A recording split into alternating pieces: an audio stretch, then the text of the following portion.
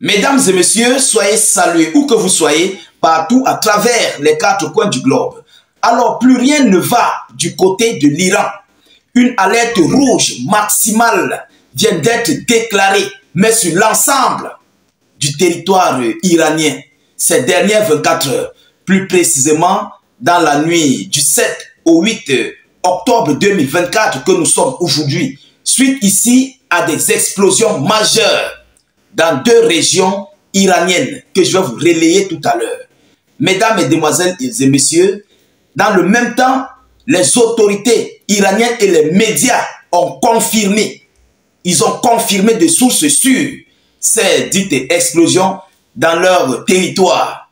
Et pendant ce temps, Israël et les États-Unis d'Amérique avaient planifié de lancer leur riposte, de lancer leur représailles aujourd'hui dans la nuit du 8. Donc aujourd'hui, ils avaient donné 48 heures. Et ces 48 heures vont s'écouler aujourd'hui. Donc cette nuit, Israël compte lancer ses représailles, mais de grande ampleur. Alors, qu'est-ce qui s'est réellement passé? Quels sont les sites ou bien les dégâts qui ont été causés? Qu'est-ce qui n'a pas marché? Qu'est-ce qui a fait en sorte que l'Iran puisse lancer cette alerte rouge? Alors, c'est dans tout ce cadre que nous allons décortiquer et analyser au sein de cette vidéoconférence. Je vous prie de la partager, mais au maximum.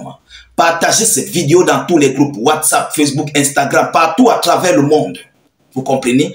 Poussez beaucoup de gens pour sécuriser la vidéoconférence. Ce n'est pas parce que l'Iran a été attaqué ou bien parce qu'il y a eu des explosions. Non, c'est pour sécuriser notre vidéoconférence et sécuriser notre page. Parce que c'est par là que nous avons des informations. Donc, sécurisez à fond avec beaucoup de j'aime et de cœurs. N'hésitez pas de mettre salut état d'urgence en commentaire si vous n'avez rien à écrire ou encore à dire. Ou bien mettez notre slogan qui est vive la paix dans le monde. Parce que le monde a réellement besoin de paix vu ce qui se passe présentement sur le globe terrestre. Alors, permettez-moi de vous donner l'annonce officielle. Donc, ces explosions ont eu lieu au sein de Téhéran, à Téhéran, la capitale iranienne, et aussi à Ispahan. Ces deux localités, ce qu'elles possèdent, c'est là qu'il y a des bases militaires. Il y a aussi le site nucléaire iranien dans ces deux localités. Mais nous allons entrer en profondeur selon les informations officielles. Des explosions ont été signalées en Iran, dans la région de Téhéran et Ispahan. Il est bon de rappeler qu'à Ispahan, ce site à la fois se situe à la fois des sites nucléaires ainsi que des dépôts pétroliers. Il semblerait que si Tchazhal a frappé ce soir, donc hier soir, ce soit une de ces cibles qui a été touchée. Selon les ça c'était des informations préliminaires. Il faut que je dois bien être clair avec vous. Ça, ce sont des informations préliminaires, les premières informations de ces multiples explosions. On va aller en profondeur. Donc, selon les médias qui ont aussi reçu l'information, ils ont confirmé que les médias iraniens dans la région de Ispahan, sans pour autant faire état d'une attaque d'Israël. Vous comprenez? Donc, ils n'ont pas approfondi leur information parce qu'ils ne sont pas allés sur le terrain. On n'a pas encore fait toutes les recherches pour savoir ce qui s'est réellement passé. Ça s'est passé cette nuit. Ça s'est passé dans la nuit du 7 au 8 octobre. Vous comprenez? Vous comprenez? Donc, selon les informations, les médias en Iran rapportent qu'il y a effectivement eu des explosions à proximité d'une installation militaire dans la région d'Ispahan, sans pour le moment donner des détails sur l'origine de l'explosion. Pour le moment, la cause de l'explosion et le lieu sont encore inconnus. Ça, c'était hier, hein? C'était hier. Mais déjà, on a déjà dit que ça se situe près de la base militaire, près d'une base militaire et des zones, voilà, des zones situées proches des sites nucléaires à Ispahan et aussi du côté de Téhéran. Alors, chères dames, chers messieurs, voilà ici le bal. Voilà le bal qui vient de s'ouvrir. Les autorités iraniennes sont en train de faire là des recherches. Et oui, ils sont en train de faire des recherches. Ce qui a réellement causé ici ces dégâts, ces différentes explosions au sein de leur capitale à Téhéran. La capitale elle-même, vous comprenez? Et aussi du côté de Ispahan. Mais d'abord, en tout état de cause, il faut le dire, comment se fait-il que des explosions ont eu lieu proches des sites pétroliers et des sites nucléaires et aussi au niveau des sites militaires? Comment se fait-il? En une nuit, il y a eu plusieurs explosions. Et dans le même temps, Israël compte faire ses représailles. Mais qu'est-ce qui s'est réellement passé? Qu'est-ce qui s'est réellement passé? Les autorités iraniennes n'ont pas donné plus d'éclaircissements là-dessus. Ils n'ont pas donné d'éclaircissements. Alors, je sais que vous pouvez aussi donner vos opinions. Pourquoi des explosions dans deux régions au même moment, dans la même nuit?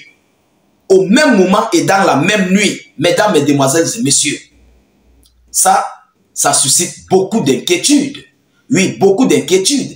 Et ces explosions ont eu lieu où? Au niveau des sites nucléaires, proches des sites nucléaires, proches des bases pétrolières, proches des bases militaires, et qui sont même d'ailleurs des cibles. Ces zones, ces localités sont des cibles ici de l'ennemi, de leur ennemi, donc qui est l'Israël. Ce sont ces zones même que Israël cherche à frapper le plus fort que possible. Ah oui, il faut le dire. Il faut qu'on se dise des vérités. Alors, si cela est survenu, cela veut dire que Israël a commencé à envoyer un message, des signaux qui montrent qu'ils peuvent frapper. Ah oui, et peut-être même d'ailleurs, peut-être ça c'est un test d'Israël. Ça, ce sont nos décorticages. Ça doit être un test d'Israël et ses alliés qui ont essayé de voir si avec tel missile ou bien avec ceci, on peut aller et frapper l'Iran pour voir s'il possède ici des systèmes anti-aériens efficaces. Hein?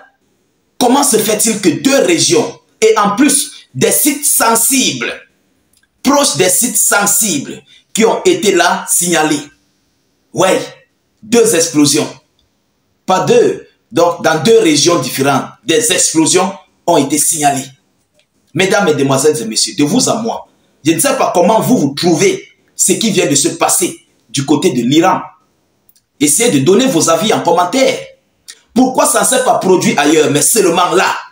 Ou bien est-ce que Israël a des agents doubles sur le territoire iranien qui sont en train de mettre mais vraiment l'Iran en difficulté par des attentats et qui ont fait ce scénario, qui ont organisé ce scénario d'explosion? Ah oui, tout est possible. Peut-être il y a eu des agents doubles au sein du territoire iranien qui ont fait la chose. Voilà le deuxième contexte. Premier contexte, soit Israël a testé pour voir la capacité, le degré de destruction et voir le système de protection du sol iranien. Et le deuxième plan, c'est sûrement Israël doit avoir des agents doubles sur le territoire iranien qui ont essayé de faire la chose, qui ont fait la chose. Et dans les mêmes heures, mesdames, mesdemoiselles et messieurs, la situation est très critique. Alors, nous attendons les confirmations des autorités iraniennes par rapport à ce sujet. Ce qui est sûr, des enquêtes sont en cours pour voir réellement ce qui n'a pas marché. Qu'est-ce qui n'a pas marché? Qu'est-ce qui est à la cause, à la base de tout ça? Et lorsque nous aurons ces informations, nous ne manquerons pas de vous tenir informés par rapport à cette situation. Alors, partagez au maximum cette vidéoconférence. Surtout, mettez-la partout à travers le monde. Cliquez sur le lien de notre chaîne YouTube dans les zones de commentaires. Allez vous abonner à la chaîne. Nous réalisons des vidéoconférences là-bas. Et YouTube est très fiable que Facebook. Allez-y vous abonner. Vous comprenez? Chez YouTube, les partages ne sont pas limités. Les commentaires non plus ne sont pas limités. Et vous pouvez écrire tout ce que vous voulez. Et oui, ce n'est pas comme dans Facebook, il y a certains mots qu'on doit coder. Et Facebook est en train de suspendre les pages des Africains et panafricains.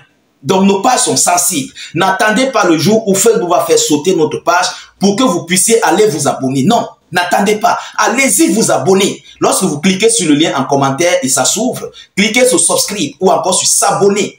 Ensuite, vous activez la cloche de notification juste à côté. Vous serez automatiquement abonné.